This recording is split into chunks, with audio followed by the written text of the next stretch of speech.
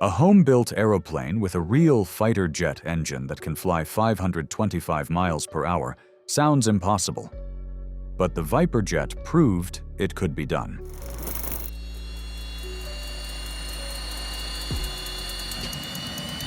Most home-built airplanes chase practicality or affordability, but one radical experimental machine aimed for something far wilder: pure fighter jet speed.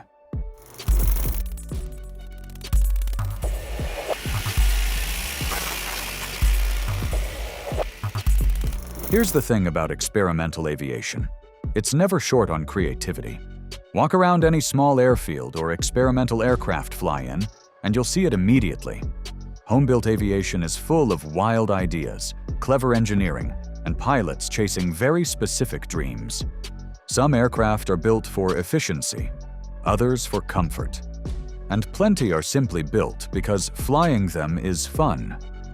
Designs like sleek Canard aircraft, the ever-popular Vans RV lineup, and dozens of other kit planes dominate the experimental world. They're practical machines, great for cross-country flights, weekend flying, and affordable ownership. Most builders want exactly that: an aeroplane that's reliable, economical, and enjoyable to fly. But not everyone thinks that way. Some pilots aren't chasing comfort or practicality. They're chasing something else entirely: speed. Not just a little faster than average, but dramatically faster. The kind of speed that leaves typical general aviation aircraft like Cessnas, Pipers, Diamonds, Lancaires, and Moonies looking slow. And that raises a pretty wild question. What if someone tried to build a home-built aeroplane that felt more like a fighter jet than a traditional aircraft? That bold idea, almost crazy at the time, became the starting point for one of the most extreme experimental aircraft ever imagined. The machine that would eventually become known as the Viperjet. The story of the Viperjet kicks off in the late 1980s with two brothers, Scott and Dan Hanchett, chasing a dream most pilots wouldn't even dare to imagine. At that time, experimental kit aircraft were already gaining traction among aviation enthusiasts, offering a cheap and accessible way to get into the skies. Since the late 1970s, kit-built aeroplanes have been the go-to route for anyone who wants their own aircraft without blowing a fortune on certified planes. Designers were always innovating, pushing limits on endurance, comfort, payload, and cross-country performance. But here's the thing. Most of them weren't chasing raw, mind-blowing speed. That's where the Hanchett brothers stood apart. Their vision was bold and simple. They wanted a home-built aeroplane that could perform like a military jet trainer. Even their earliest sketches revealed it: a sleek, aggressive profile, something that looked straight out of a fighter jet lineup, like the F-5 Tiger or the T-38 Talon. But they knew building a fully jet-powered composite home built from scratch was nearly impossible. So their first plan was a compromise: a turbocharged piston engine in a pusher setup, giving them something realistic to start with, while keeping that jet-inspired shape alive. Wait, you're watching right now, but not subscribed to the channel. Go ahead and smash that subscribe button so we can move on with the video. You did? Okay, cool. Now back to the planes.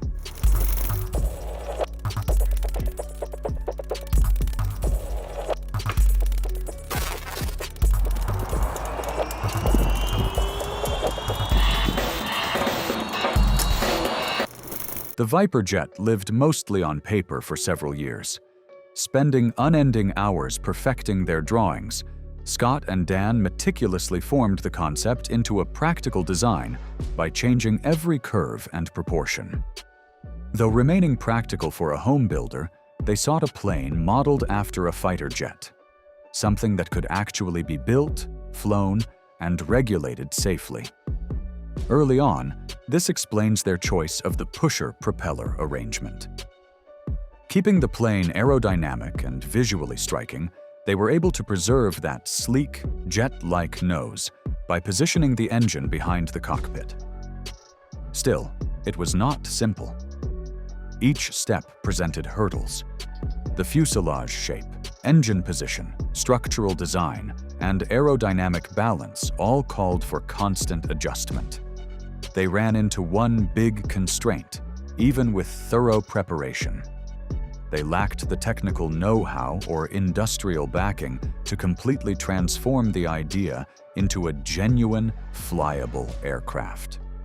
That all turned on a single aviation event, a conference that would flip the project from paper sketches to reality, therefore giving the brothers the chance they needed to at long last begin construction on something solid.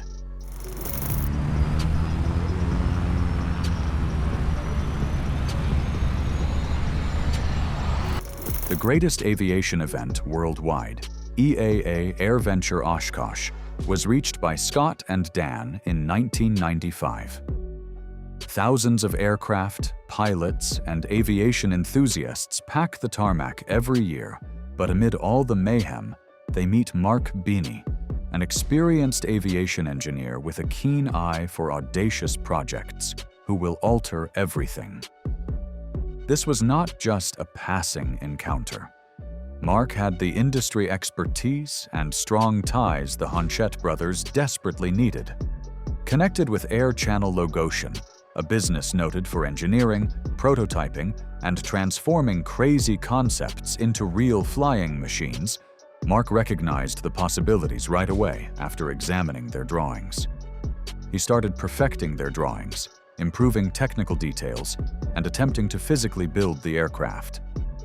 The young, driven brothers and seasoned engineers quickly became close partners. This professional help helped the initiative at last get serious momentum. Composites Unlimited, experts in sophisticated composite construction, got the revised design to produce the fuselage. The Viperjet was first changed from a theoretical design on paper to an actual concrete plane. Construction of the first Viperjet prototype began when the team had the necessary backing. The aircraft's composite building allowed the designers to create sophisticated, smooth forms, while still keeping the weight of the frame manageable. These items not only had utilitarian value, but also gave the plane the crisp fighter jet appearance Scott and Dan had envisioned right from the beginning.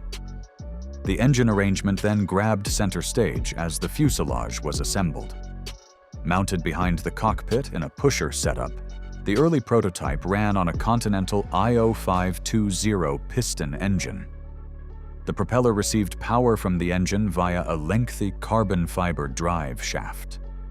Though employing a conventional engine, it was a smart design on paper, retaining a jet-like form. During testing, however, reality struck hard. The drive shaft caused strong tremors that shook the plane throughout. Those vibrations disturbed the plane and made it perhaps dangerous to fly, not just annoying. The team quickly understood that for this endeavor to be practical, they would have to completely rethink the propulsion system, therefore setting the stage for the following major twist in the Viperjet saga.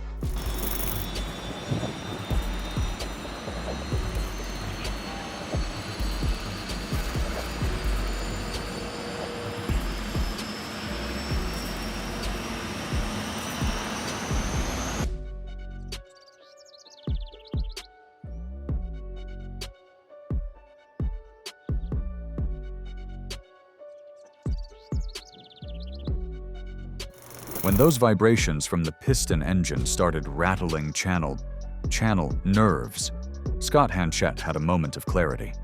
Instead of patching up a system that clearly wasn't working, he asked a simple, daring question. Why not just use a real jet engine? It sounded crazy, but Scott had a connection. A friend had imported a few Fuga CM's 170 Magister jet trainers from France, military planes that ran on the Turbomeca Marbury turbojet engine. Scott reached out and asked if one could be obtained for his project. To everyone's surprise, the answer was yes. Within a week, the engine was on its way, and the team got to work fitting it into their sleek, home-built fuselage. This wasn't just a minor upgrade. It changed the entire nature of the aircraft. What had been called the Viper fan now officially became the Viperjet. Suddenly, this wasn't a fancy pusher prop anymore. It was a jet, with all the speed, roar, and raw performance you'd expect from a real military trainer. For a home-built project, it was a move almost no one had attempted before. The Viperjet was ready to fly following many hours of assembly and design adjustments. Len Fox, an ex-US Navy veteran with years of high-performance flight experience, was piloting its maiden flight in 1999. From the moment it took off, it was evident this was not a regular home-built. The plane had remarkable agility, steady handling, and raw responsiveness that even experienced pilots couldn't help but appreciate. It was smoother than most anticipated for a first flight, and the crew got the first actual taste of their grand vision realized. But the designers understood something. Just as it appeared they'd arrived at the summit. This was quick, yes, but it might be even quicker. Though not quite the limit of what this airframe could manage, the engine they installed was strong. That understanding would set the ground for the following major jump: a redesign pushing the Viperjet into genuinely uncharted territory for a homemade plane. The team saw more promise just when it seemed the Viperjet had reached its maximum. Having tried several engine alternatives, they went all out and picked the iconic General Electric J85 turbojet engine. This was the same engine powering famous military planes, including the T-38 Talon trainer and the Northrop F-5 fighter. For perspective, the earlier Marbury turbojet generated around 700 pounds of thrust, whereas the J-85 carried almost 3,000 pounds, more than 3 times the power of the earlier system. Obviously, such a large rise in power meant the aeroplane could not merely be switched. Virtually everything, the wings, flaps, tail part, and even the landing gear, had to be redone by the crew. Structural strength had to be strengthened, aerodynamics recalculated, and the whole airframe modified to safely strengthen. Aerodynamics was more than an engine modification. It was a full makeover. The aeroplane officially became the Viperjet MK2, a home-built jet whose performance rivaled that of genuine military trainers and left anybody who observed it with the J85 installed in astonishment. The Viperjet Mark II was a masterful lesson in streamlined small jet design. Not only about pure speed, either. It had the perfect proportions for agility and speed. 25.5 feet long, 27.8 feet broad, and around 120 square feet in wing area. Though the building had actual magic. With a honeycomb core, vacuum-cured carbon fiber was used to create an extremely durable but lightweight construction for the fuselage. Each curve and panel was created to give the jet that distinctive fighter jet appearance, as well as for aerodynamics. Though the composites were lightweight, the J85 engine was enormous and added considerable weight. Still, the plane's empty weight was about 2,500 pounds, astoundingly lightweight considering the power it was carrying.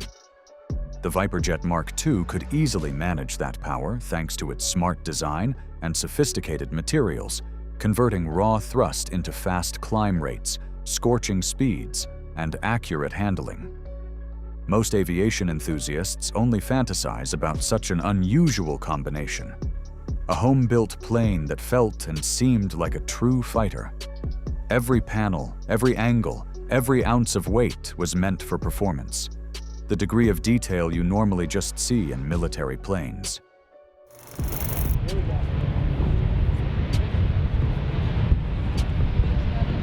The Viperjet flew past nearly every other civilian plane in the air. It wasn't only quick-looking. With a maximum speed of 457 knots, or around 525 miles per hour, attained at a height of 25,000 feet, the plane reached its height. That's quicker than most small jets, and certainly quicker than anything in usual general aviation.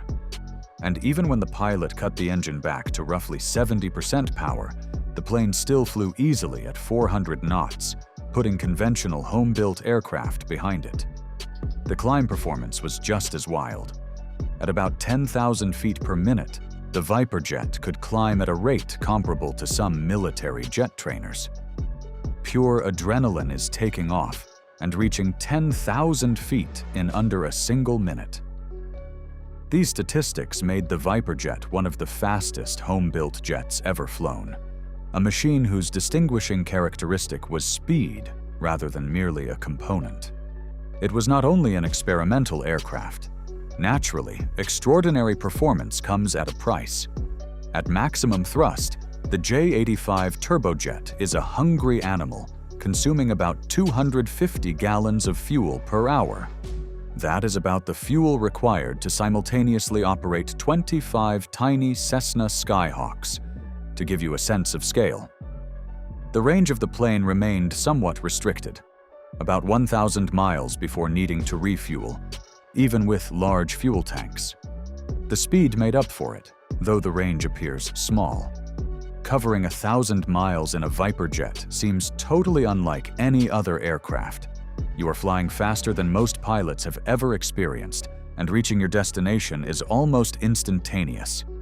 The designers knew they were trading fuel economy for raw speed, and in the experimental jet industry, that is precisely the idea. Owning a Viperjet would not be affordable. Building one was called a major financial investment, even back then. That was only the start. The basic kit began at roughly $183,000. Just the jet engine contributed around $100,000. Equipping the plane with current avionics and flight systems cost a further $70,000. Builders who desired practical expert direction could sign up for the $80,000 Builder Help program. Optional upgrades like a pressurized cabin added an extra $40,000. A fully loaded Viperjet would cost about $473,000 all told. A sizable investment, but one that got you something almost no other person on Earth could fly. For many builders, it was the dream of flying a real fighter-like aircraft from their own garage, a machine that could achieve speeds over 500 miles per hour and grab attention at every airfield, rather than just the thrill of building a real aeroplane. As incredible as the Viperjet was, reality eventually caught up. By around 2009, the company behind the aircraft kits suspended production. Building and supporting such a high-performance home-built jet was a massive challenge, both technically and financially. The developers began exploring a new concept called the Viperfan, designed around a turbofan engine instead of the turbojet, aiming for a more practical and efficient setup. But despite the ambition, the project never reached large-scale production, leaving the Viperjet as a rare, almost mythical machine in the experimental aviation world.